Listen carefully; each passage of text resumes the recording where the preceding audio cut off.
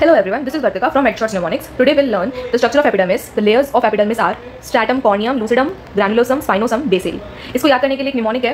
College में सब इस लड़के से डरते हैं, तो ये क्या बोलेगा?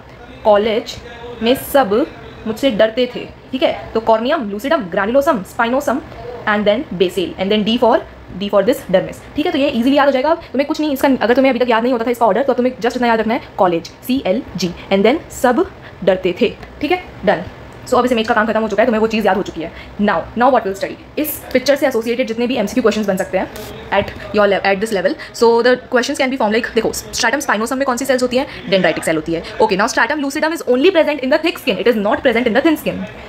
ऑल्सो एपिडर्मिस का कलर पिगमेंटेड होती है ना एपिडर्मिस, तो मिलानिन जो होता है वो मिलानोसाइट्स प्रोड्यूस करती है. तो मिलानोसाइट्स कहाँ प्रेजेंट होती है? इस पूरे लेयर्स में कहाँ प्रेजेंट होती है? तो it is present in the stratum Bessel. This also forms a important question. तुम इसको इस इमेज में से भी देख सकते हो. ये स्ट्रैटम बेसेल है और इसमें देखो ये मिलानोसाइट है. ठीक है, नेक्स्ट थिंग वेरी इंपॉर्टेंट, ध्यान से सुनना. All everybody knows basement membrane में कौन सा कोलेजन होता है? ये सबको पता है, कोलेजन 4 होता है. ठीक है, दूसरी चीज stratum Bessel and basement membrane.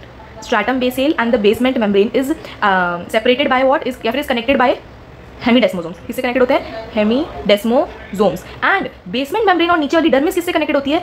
With the help of collagen.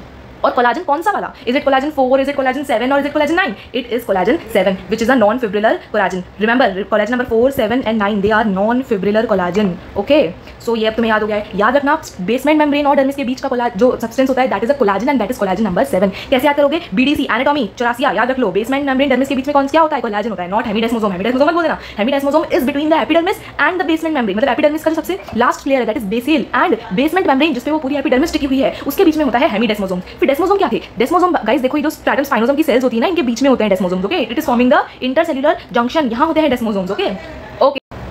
And guys remember, अगर बेसमेंट मेम्ब्रेन और डर्मिस के बीच का जो कोलाजन 7 है अगर वो डिग्रेड हो जाता है तो basement membrane and this dermis will get separated. Okay, तो जो डिसऑर्डर होता है उसको बोलते हैं एपिडर्मोलाइसिस बुलोसा इक्विसिटा. ओके, इक्विसिटा, एपिडर्मोलाइसिस बुलोसा इक्विसिटा.